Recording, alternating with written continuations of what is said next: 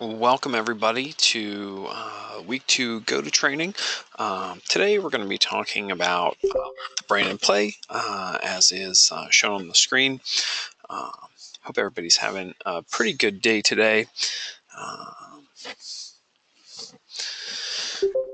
All right, so to get started, some of the objectives that we want to talk about today. Parts of the brain, play and the brain, as well as neuroplasticity and how that works. So I think the easiest way to get started in it is to just jump right in and start talking about parts of the brain. So the oldest part of the brain is the brainstem. Kind of, the spine connects up to the brainstem, and the brainstem can. It's really the we'll call it the reptilian brain, and basically it controls our breathing, our heart rate, things like that. So it's kind of the basic core function of our life. Kind of the what people would think of as involuntary actions, breathing, heart rate, stuff like that. Then move to the cerebellum, which is slightly more advanced. It works on balance, movement sequences, coordination. So kind of things more along the lines of it's building blocks in a way. Things we absolutely need to live, and then movement. So we kind of move forward in that way. Can you think of types of play that balance related or movement sequences, coordination, things that maybe they engaged in? Basketball, definitely, that's a good one. Dancing, Dance Revolution, yeah, absolutely. Swimming. Yeah, so pretty much any physical activities, especially one soccer, yeah, where we need our bodies and we need them to kind of work, and sometimes we have to get things all moving in at the same time. So definitely, but that's kind of where we start: brainstem and cerebellum. After that, we move into the limbic system. So the limbic system is both hippocampus and the amygdala. Hippocampus is kind of like our working memory. Amygdala is kind of like our where fear, anxiety, pleasure, as well as our flight versus fight responses are taking place.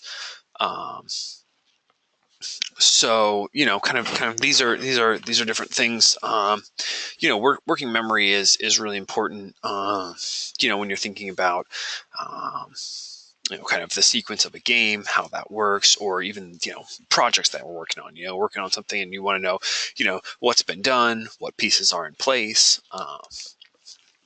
Different things that are going on. And then the amygdala. This comes in. Sometimes you're playing a game. And you have to think about, kind of you have those fear responses where, I think of a game like dodgeball or something, or, kind of hide and go seek type games, capture the flag, something like that, where you have to kind of think like, do I want to try and accomplish my goal, or do I, am I more interested in self-preservation? So there's definitely, a couple different things in there. I'm going to put a video in real quick. I didn't load it in earlier, so please forgive me. I'm just going to drop it into the text box.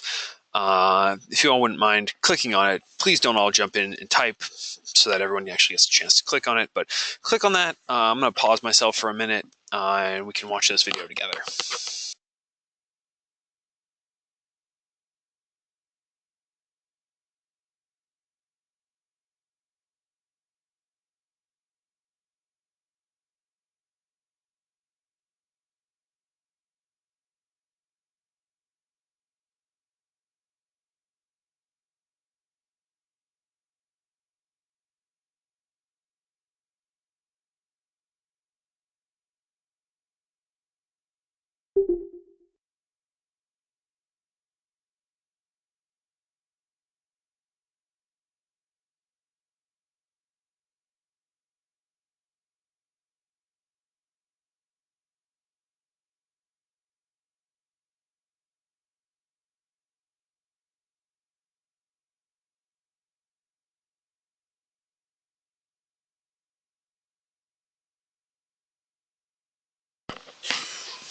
All right, thanks. That's just a little that's a little fun clip.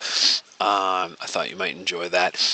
Right? It's people getting out and playing.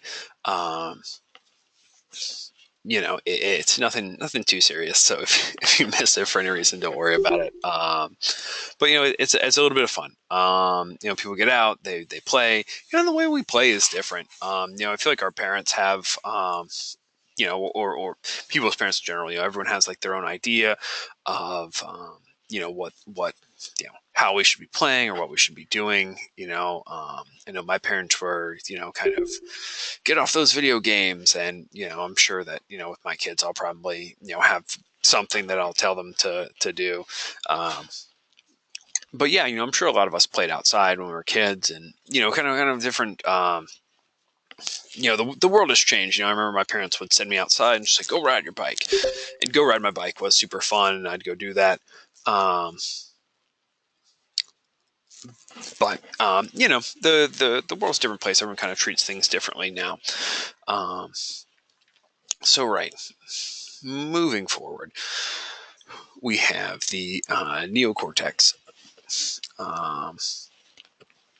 the frontal lobe, where reasoning, planning, self-control, self-awareness, different parts of speech, emotions, problem solving, all that kind of gets taken into play. If you're not seeing anything on the screen, I'm not entirely sure. Is everyone on the same page? Is anyone having issues? Can you see my neocortex slide? Yeses and nos. No issues. Oh, no good if everyone's just frozen. Give me a minute. I can try and make sure that everyone is good. Hopefully that helped. Anybody? Better, worse?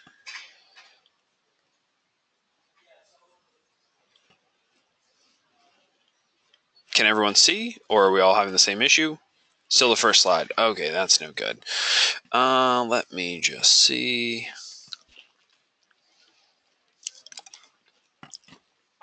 Everybody now? Can you see? Slide says neocortex. Yes. Okay, cool. Sorry about that. It looks like it just kind of goes back and forth. My apologies for that. It's not really neither here nor there. But like I was saying, you have the different lobes, the behind the frontal lobes, the parietal. I don't know if I said that exactly right, but that's where perception of stimuli such as touch, pressure, temperature, things like that are all done. The occipital lobe is basically where vision is coming in. So yeah, and then the temporal lobes, which is concerned with perception and recognition of auditory stimuli and memory. So those are kind of the places there where all that takes place. Moving on, we have hemispheres of the brain. Is everyone pretty good with the screen? I'm sorry, I changed slides. Is everyone seeing that? Yep. Okay, cool. Just wanted to make sure. So left hemisphere is where logic, language, analytical thought, science and math, all that stuff is taking place. And the right hemisphere, creativity, spatial relationships, holistic thought, art and music. Has anyone ever you've been told you're more left-brained or right-brained, or have kind of thoughts on that? Okay, sure, yeah. Okay, couple people right side. Sure, definitely. Like like the thing says, it's we have people who right are more creative. So that's kind of where a lot of people's thought process goes. you know, the left hemisphere, you know, there's totally, you know, a need for both the logic and language analytical thought processes. You know, the maths and sciences, it's funny, you know, a lot of students come and, you know, they're very creative. And, you know, maybe math and science isn't their thing. You know, and we realize that. And there is a little bit of math and science, just like, you know, there's psychology. But, you know, hopefully for most people, they're kind of in a place where, you know, they have to focus on their strengths. You know, that's what I always like, is when we get a chance to focus on our strengths and go from there. So real quick, can I have a volunteer who can also talk? Somebody raise your hand. We're going to do an activity. Okay, Martin. Uh, hey, Martin, talk for me real quick. Let's make sure everyone can hear you. Can you hear me? I can hear you. Yes. Oh, Um. All right, Martin. So we have this activity. This one right here. Can you see the screen? Did the screen change for you? yeah, yeah, I can see it. Okay. So what I want you to do, as fast as you can, go through Okay, this, and from starting top left, moving down, moving to the right, and then down row by row. Tell me what color each word is written in, as fast as you can. okay. Green, yellow, red, blue, orange, green, black, yellow, purple, orange, black, like, what's that? Pink? Like skin color? I don't know. Nice. Well done. Well done. You got through pretty quick, Martin. I'm pretty impressed. I Um, have to translate the words in my head because I think in Spanish, so that was harder than I thought. oh, okay. Wow. Oh, interesting. Yeah, no, that's definitely yeah, it's definitely tough. Oak says he hates these. Yeah, no, they're definitely they're a challenge, you know. It's interesting because, you know, your your brain wants to read the word, Yeah, but, you know, you're asking them to interpret the color of the word, and it's different than, you know, the written word. So well done on that one. That's pretty impressive. I'm always you know, always impressed with our students who, you know, we are like working with other languages. So yeah, thanks for volunteering there. I appreciate it. yeah, no problem. There's another one down here, which, you know, you kind of get the idea. I'm not gonna you know, kind of keep going through on those. But you know, you kind of get the idea. Has anyone else had you know, kind of like brain games like that they really like, that they've played in the past, that things that like stick out to them, maybe that they want to tell us about? Anyone, feel free. You can raise your hand, you can talk, or you can jump in the text box. Okay, so memory game. All right. Oh, got a hand from Edward. Go ahead, Edward. You can tell us about your game. Okay, so the games I used to play, they were like brain games, were unfortunately drinking games, but they work. Because there's one game called like Forget the Dealer, where as though you had to guess on the deck, like based on the cards that were already left, you had to guess whether the card was higher or lower than a certain number. Because basically, if you got it wrong, you had to drink for the difference, but if you got it right, the dealer had to drink. Oh, But by the time the game was played, though, everybody was drunk, so nobody wanted to drink. So you had to figure it out and get smart, or else you were gonna get wasted. yeah, I hear you. Definitely. You know, memory games are hard enough by themselves. But thanks for sharing. I appreciate that. No problem. Does anyone else want to jump in? Have maybe a game that they really like? Something memory related.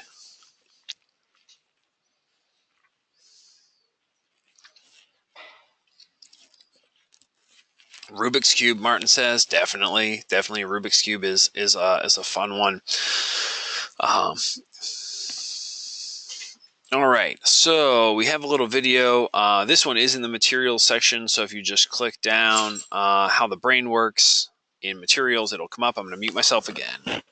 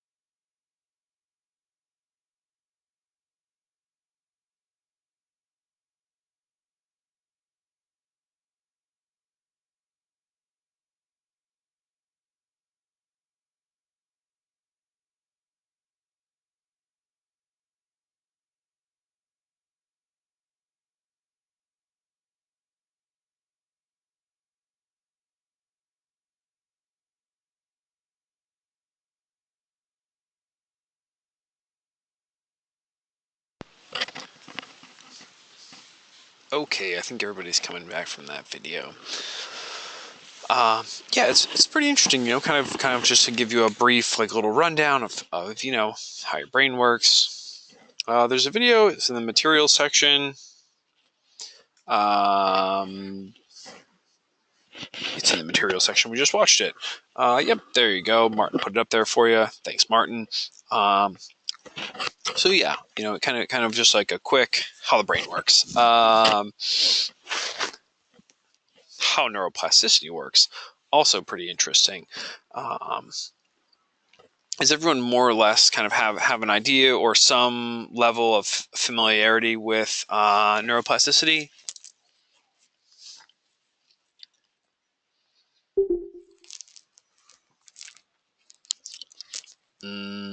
Anybody jump in? Have an idea about neuroplasticity? Well, it gets talked about a lot. Yeah, okay, so you learned about it in a previous psychology class.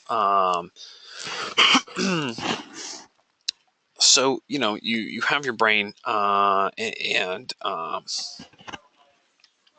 the process of neuroplasticity is kind of where our brains are actually reshaped by experiences. Neuroplasticity refers to the brain's ability to reorganize itself by forming new neural pathways to help it adapt to its environment and change. To learn new tasks, so the brain changes its circuits. You know, kind of all the circuits in the brain, how they work, how they're wired. You know, when you stop doing something, you know, that kind of neural pathway stops being important and stops getting used. So your brain, you know, says, oh, well, this isn't really important anymore. I'm going to go, you know, start thinking about something else that is important, something that is important for me to do. And it just kind of starts moving in that direction. So that's more or less, you know, how that works. You know, you know, in animal studies, they've also revealed that rats that are allowed to play. You know, they have a lot of different experiences with different stimuli. They end up having bigger brains. Basically, you know, bigger brains in comparison to ones that are kept in captivity and solitary confinement, you know, ones that aren't allowed to interact with others. Um, the question is, there something in our activities that we're supposed to be following along with? I'm not quite sure what you mean by that question.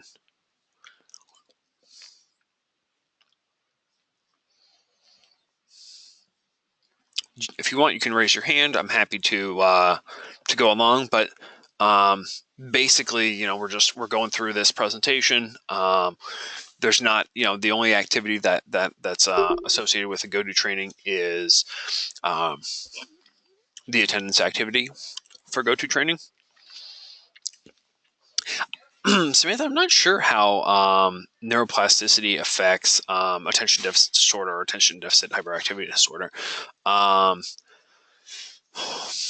That's a great question. I mean, that's something that I'd have to look into a little bit deeper. I'm sure that there's something that goes on there, but I don't entirely know. I'm not.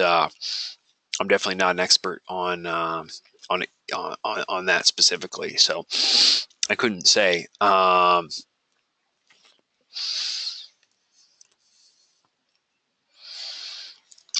as far as videos that we've watched, the videos are all links in the materials section. There's a little drop-down menu that says materials. One of them I posted in the chat box, so it would have come up from there. And then in the materials, there's a little link that says how the brain works. So I hope that is helpful. There you go. Martin just posted it as well. So that's kind of what I would ask for when I go off. I mute myself so we can play a video. So that's kind of what we're looking at. Can anyone think of anything? Maybe something that you know, a skill that you had at some point in your life that you stopped doing, and now you can't do it anymore, or you can't do it as well. Okay, art, definitely one. Drawing, Did anyone have anything like maybe like they memorized a song or playing the piano after a long break? Okay. Okay, sure. So, if you want to keep typing, that's cool. If you want to raise your hand, I'm happy to call on people. But what was it like, kind of when you came back to those things, or you tried to do them again? How was that? How was that experience for you? Okay, I see you raised your hand first. Go ahead. Yes, sir. All right, y'all can hear me? Yeah, I can hear you. I imagine everyone else can. All right, skateboarding. I tried to come back from skateboarding after a while and then went horrible. Like, it was just completely awful. I had, for one, the grip tape was bad and I didn't know it, and it was just disastrous. So I couldn't do it. what happened? Were you just like your balance wasn't there, or you just couldn't do the tricks, I or just what couldn't do what the was it? flips. Like, it was awful. I couldn't do no flips. I could barely do an ollie. Most of the time, I would fall. I mean, because of course I tried again because I don't give up and stuff. But eventually, I got tired of hitting the ground, so I just gave Hmm. up. Yeah, absolutely. Well, and you think about it, there's muscles that that you build when when you're doing tricks all the time, or even just, the muscles that you use to kick and whatnot. Um, there's those muscles, so you're not using those, but you're also not using kind of the mental, the mental processes that get you there, where it's like, okay, I know how this feels. I know what I have to do to get it to happen. Um, so yeah, definitely a lot of stuff that goes into that. Yeah. Yeah. Anybody else have anything like stuff that they've tried to do and then kind of came back to and realized maybe something they couldn't remember? I know I was last week. I remember asking everybody, okay, Zumba choreographies, definitely, absolutely. BMX, um, facts. Okay, yeah, sure, facts, definitely. I think everyone at some point probably has, or is asked to memorize like states and capitals. Um, I know for me, at some point, I probably could tell you almost all the states and capitals. I can get like halfway there now, but right, it's one of those things that when I needed to know it, it was when I was in school and I spent a lot of time and I memorized it and I kept going over and over again. I do not. No, I'm not a state's capital song. I don't know the song. If somebody knows it in its entirety and wants to sing it, you can raise your hand. I will gladly call on you and you can sing the song. Is there anybody who wants to sing it for us? Just raise your hand in the thing and I will call on you.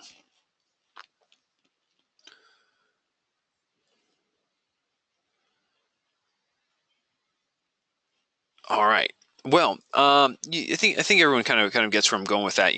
When things are important to you, and what I was talking about on last week, I remember asking, who could remember all the Pokemon, and I like that one because it's because there's a lot of them.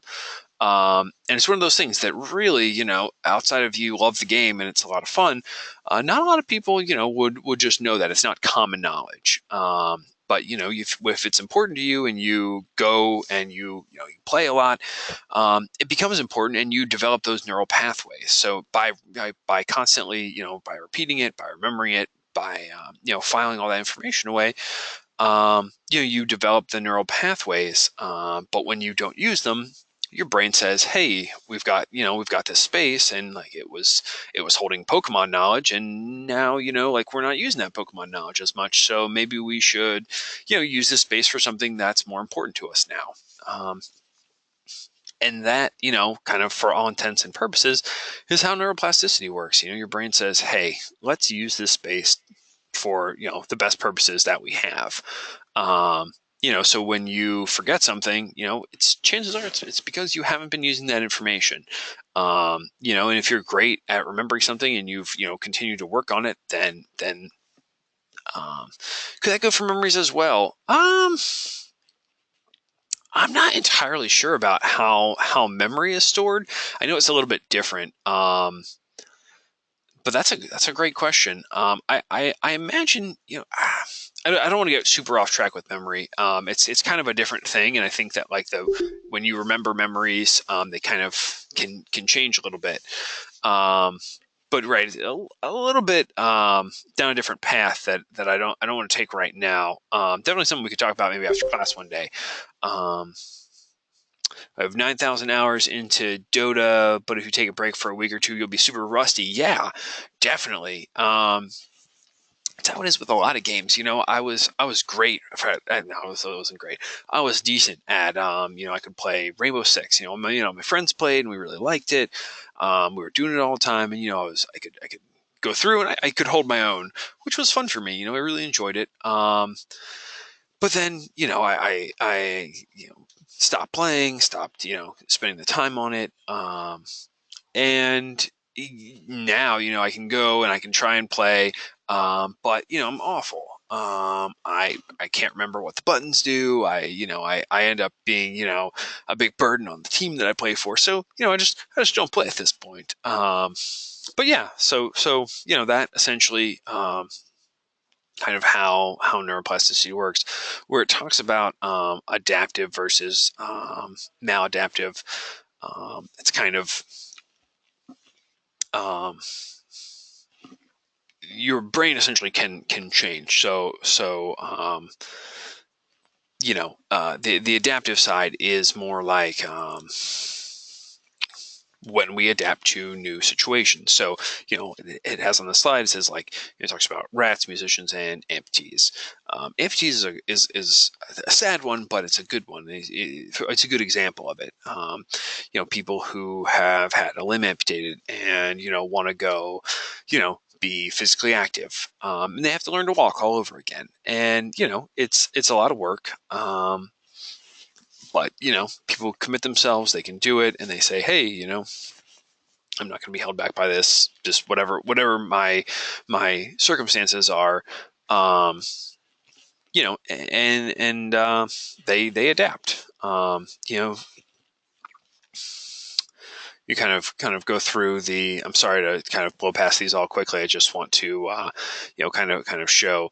So when we have changes, we have anatomical changes, physical changes. That's a place where kind of our brain steps in and it says, hey, these physical conditions have changed. What are we going to do about it? How are we going to rewire the brain to move differently? Even people, I've seen situations where people have had severe brain injury, and they're able to their brain rewires itself essentially and comes back, and they're able to go through and do a lot of things that they were able to do in the past. Neurochemical, so a change in production and release of neurotransmitters. Kind of right, the brain essentially says, hey, we've had a physical change, we need to rewire ourselves. The brain just gets up and it starts moving. And then the metabolic changes is the physical changes in the body. Kind of right, the body says, hey, we need to use our resources to build new neuropathways, and it does. And it does a pretty good job of it. It's pretty impressive how adaptive the brain is. Has anyone had something where they had to maybe relearn a skill?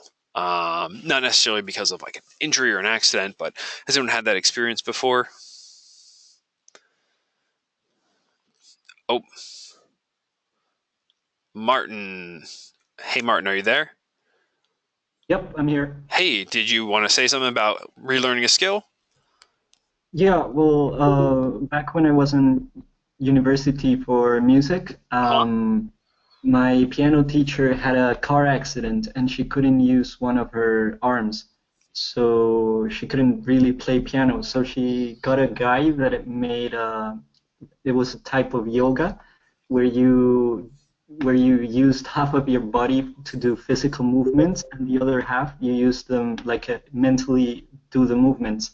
So she practiced piano that way. She only used one hand and then thought about using the other hand while she didn't look at it. And after the time she couldn't use her arm, she didn't even lose the ability to move the hand. So she made us all practice that every single day. Oh wow. So that's really impressive. So while she could only use one hand, but she would just imagine her other hand was out there doing all the things that she kind of was wanting it to do. And then when she regained use of that hand, she was able to kind of step back into it. Yep, basically. So we all had to practice that, and when we were playing piano, we had to alternate using like the right hand and imagining moving the left hand, and then we changed it up and used the left hand, and then we thought about the right hand. Wow. That's pretty cool. How do you feel like how do you feel like that helped you? Do you think that like you could imagine or mentally like play a song and kind of if you never hadn't touched a keyboard, but if you did that enough, like you could kind of go back to a Yeah, keyboard and just start playing? yeah, well, it was pretty great because like sometimes I couldn't do a certain passage of the piece with my right hand, so Mm-hmm. I just did the bass line with my left hand and imagine me playing the right hand while I read the music. And when I got the hand back, because I knew how the music worked in my hand, it was just in my mind, it was just my hand that didn't do the movements right. I was able to do it right after doing that exercise.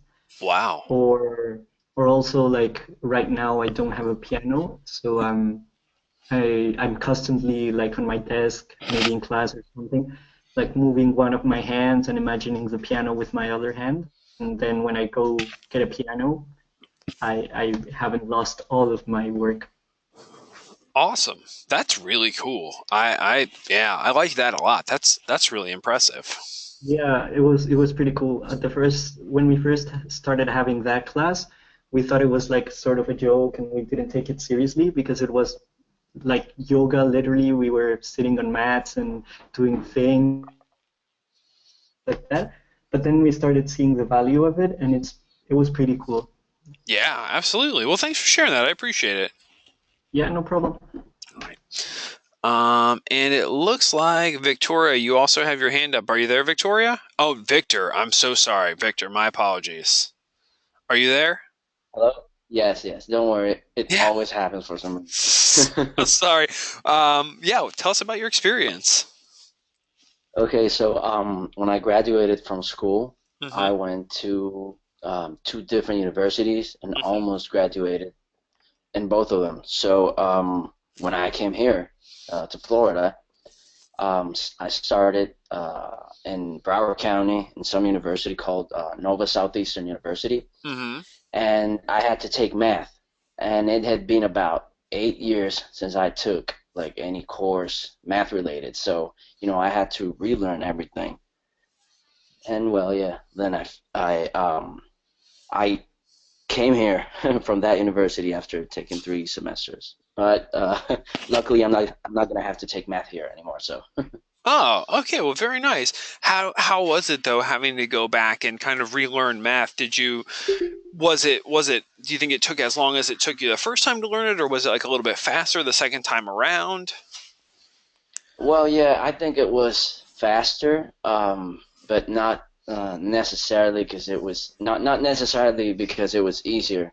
I mean, I've always been bad at math, Mm-hmm. so it was faster because I needed to learn a lot in that time, or Mm-hmm. otherwise I would have failed the class. So, Yeah. Okay. Sure. Yeah. Well, thanks for sharing that. I appreciate that. all right. It's funny that you mentioned math because I had similar experiences. When I didn't take a lot of math classes in high school, and when I was in college, I wasn't very good at math as a result. Um, and I found that taking more intensive math classes was really the best solution for me. I know when I got through college algebra, I took like a summer class that had it was like two math classes. It was like the beginning algebra and college algebra merged into one class, which worked out really well for me because I had math 4 days a week, which seems like a lot, but again, it's building those neural pathways. So for me, I liked it a lot because I said, hey, if I do this every day and then I do my homework on the weekends. Most days, more often than not, I'm probably going to be doing some math on those days, and I was able to remember it long enough to get through the class, and I'm sure that I retained some of it over the long term. But yeah, definitely to build those neural pathways. I had the same experience in statistics. I had to take statistics to go to grad school, and I did not, I really, I didn't enjoy it, to be perfectly honest. It wasn't my cup of tea. I wasn't into it. But I went and I did statistics, and I decided, I had talked with somebody who I worked with, kind of gave me some suggestions about, how I might approach education. And they said, hey, you should try doing statistics for an hour a day, above and beyond whatever you have in class. And, I went and I did it. And I was a little bit, hesitant at first. I don't think anyone wants to say, okay, give an hour a day to this class that you don't enjoy. But I did it, and I ended up doing, I passed the class. I didn't do great in it, but I got through it. And you're right. It was one of those things that, you build the pathway, and you kind of go through it, and it made a lot of sense once I was finally done. So sorry for that long rant about me and statistics.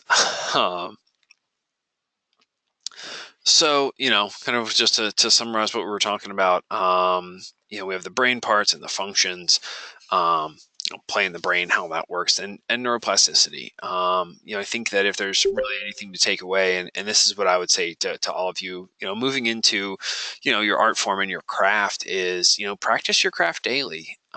If you have the opportunity to. It's one of those things that, if you can learn something you don't like to do by doing it every day, I can only imagine that when you're practicing your craft and you're doing something that you love, it's definitely going to be one of those things that really pays off. I know a lot of times, we're getting, people will come in and they'll have big programs that they need to learn. I know a lot of computer animation and game art, they like get big programs like Maya, which is like animation software. Correct me if I'm wrong, if anyone in those programs. But it's huge and it does a lot of stuff, and if it's the first time you're seeing it, it can be really complicated. But you learn a little piece of it every day, and you go and you play with it and you try it out, and you realize that it's the whole people say, how do you eat an elephant, and they say one bite at a time. While I don't condone eating elephants. It's a saying. Maya is difficult, but not impossible, says Paula. Yeah, totally. I think everything is anything that's worth learning. I won't say that everything is difficult to learn, but it's everything has challenges. There's going to be challenges all the time in whatever you do. And if there aren't challenges, it either means you're awesome and you're totally the best, or you're working below your level. And it's time for you to step up and start making changes. So that's my 2 cents on the challenges that you face and what you do. But I think it's definitely worth it to go out and practice your craft every day. Does anyone have any questions about this specifically today, what we talked about? If you do, you can raise your hand. I'll call on you, or you can type them in.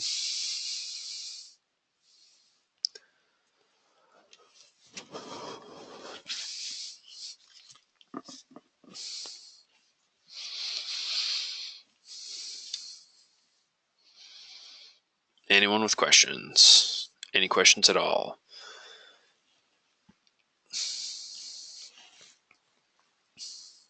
Is everyone getting some work done on their weekly schedule? That's not what the assignment's called, but I think you know what I'm talking about. Yes, people are. Plasticity versus elasticity. I don't know that those the terminology is particularly different. Do you want to elaborate on that question at all?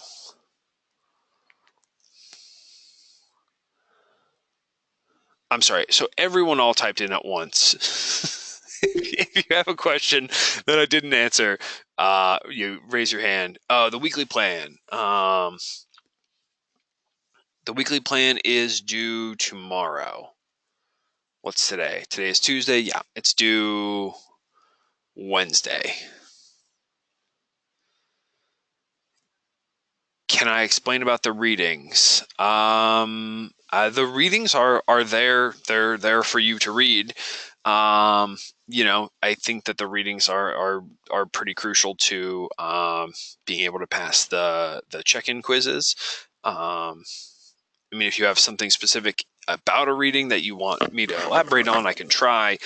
But it's just, do you have to do them, Santiago? You do have to do the readings is the short answer.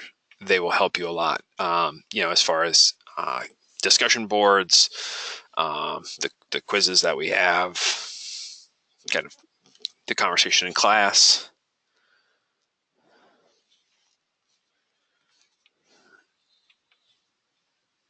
Yeah, so we want to get those. We want to make sure that those readings get done. Absolutely.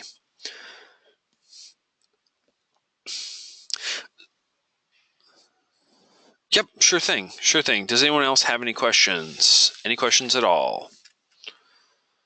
Did everybody enjoy this today? Had a couple fun videos in there. I tried to make it enjoyable. Yeah, cool. I'm glad. And everyone feels pretty good about, we'll have class tomorrow, so obviously we'll talk about it some more then, but make sure that you're getting those schedules worked on. Want to make sure that those are all done, turned in tomorrow, of course. I'm still grading everyone's investment rubrics, so please bear with me. I'm going to try and get those graded and back to you as soon as possible. Okay, well, I don't have too much more to add to this. If you have questions, you want to hang out, feel free to. If you wanna go do something else, by all means, feel free to log out. The team research, it will stay that way. If it says it's late, you're getting credit for it. That's what you get attendance credit for it. So that's how that works.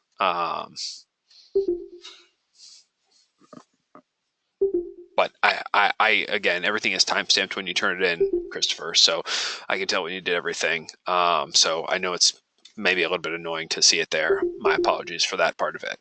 But yeah, it's good, and I know you did it based on your timestamps. Oh yeah. Okay, if you're just concerned, no, you're good. No, you're fine. Don't worry about it.